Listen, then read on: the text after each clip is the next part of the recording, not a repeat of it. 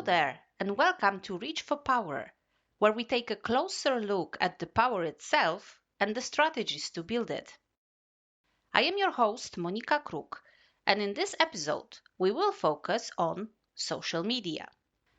In the course of my coaching work, I have noticed the paradoxical feelings many business executives have towards social media, disliking it while recognizing its importance for business and personal brand building. Let's have a look today at why you might hate social media, what are some popular myths which might be putting you off from using it, and what are the potential ways to engage with those in a more manageable and productive manner. Let's start from the beginning. That is, from numerous reasons why people might choose not to engage in social media. These reasons can be personal, practical, or ethical, and they may vary from individual to individual. I have selected 12 most popular points. Point number 1, privacy concerns. Many individuals are worried about the amount of personal information that social media platforms collect and share.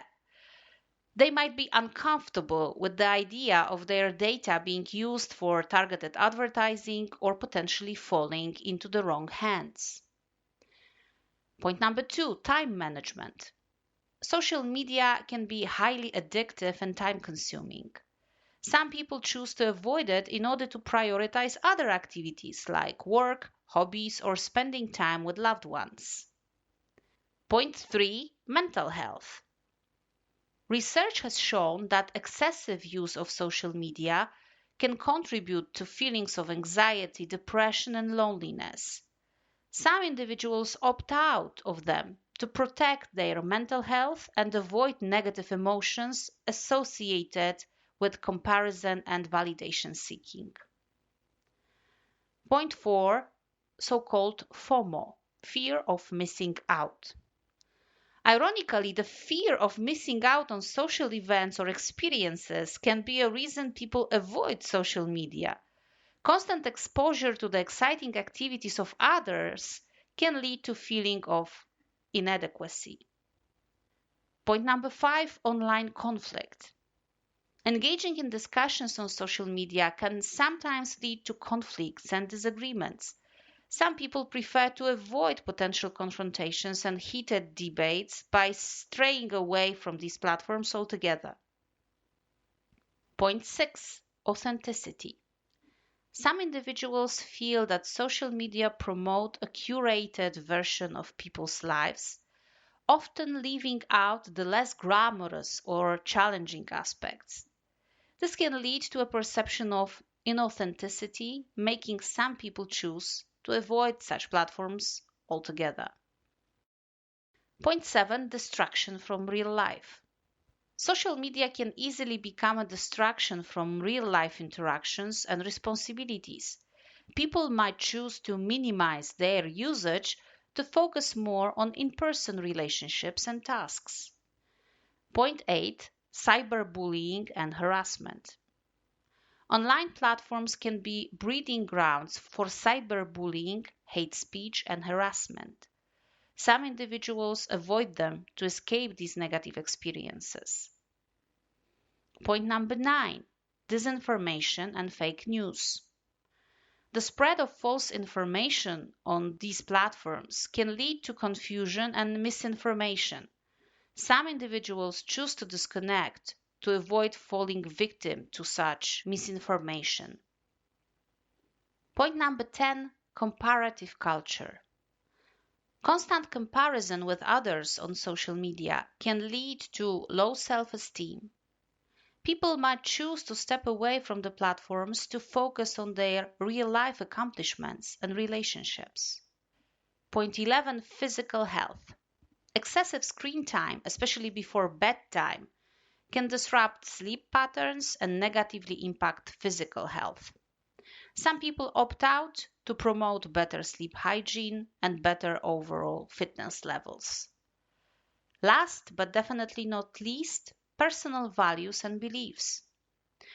Differences in personal values or cultural beliefs might lead to some individuals to avoid platforms that do not align with their principles. It's important to note that people's decisions to engage or not engage in social media can be influenced by a combination of these reasons and many more, and individual motivations may vary very wildly.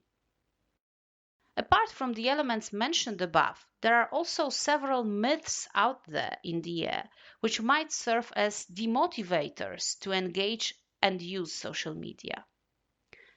Myth number one, that you only get results if you spend all your time on social media. While it's true that social media can become a time-consuming rabbit hole, effective strategies can help promote products and services without excessive time investment. Myth number two, that you must friend everyone who connects with you. The idea that all connections need to be accepted is debunked.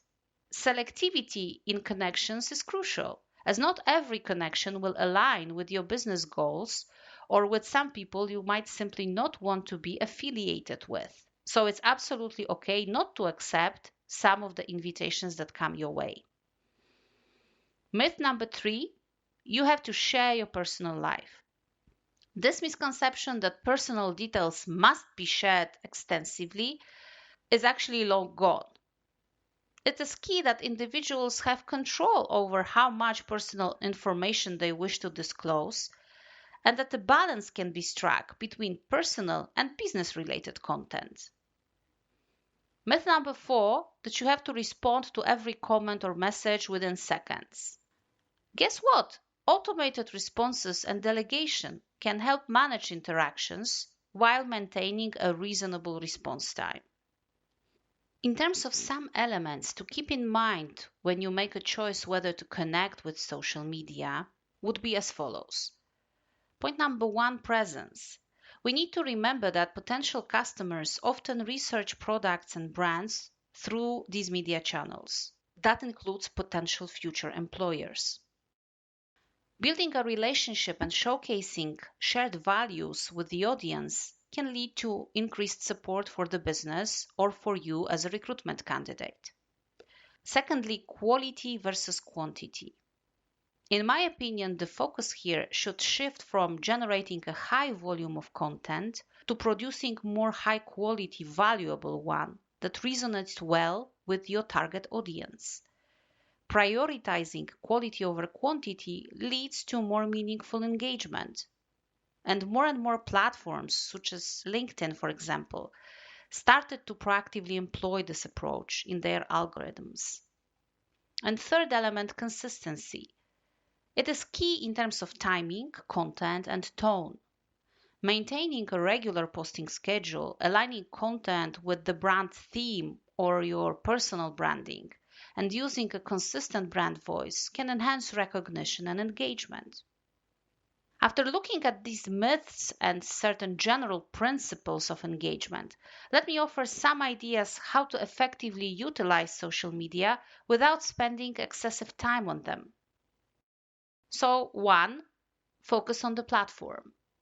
The suggestion here is to concentrate efforts on the platform where the target audience is most active, maximizing engagement on a single platform instead of trying to manage multiple ones. 2. Delegate tasks. The idea here is to explore the option of delegating social media tasks from content creation to customer interactions. Hiring a social media assistant or freelancer can alleviate the workload. 3. Utilize technology. Social media tools, such as scheduling apps or AI-powered content repurposing tools, can streamline the content creation and posting process, saving time and effort. 4. Set boundaries. By deciding the level of personal information to share, managing notifications, and setting time limits for social media engagement, you can maintain a healthy balance between online presence and other tasks. The key point of today's episode is to encourage you to find your own way for engaging with social media without violating your values or personal characteristics. My point is that prior to proclaiming that effectively those platforms do not work, it might make sense to experiment with some of the ideas listed above to check whether the path to social media marketing, focusing on strategies that align with your business goals and preferences, is not actually within your reach. Whether we love them or hate them, they are here to stay, and it might be reasonable to base your own promotional strategy on tested individual experimentation rather than on certain myths or false assumptions. If you liked today's episode, please subscribe to have a regular access to the newly published content. You are also welcome to check Reach for Power webpage at reachforpower.com for more materials and share your thoughts and comments through LinkedIn. Thank you for joining me today, and keep on reaching for power.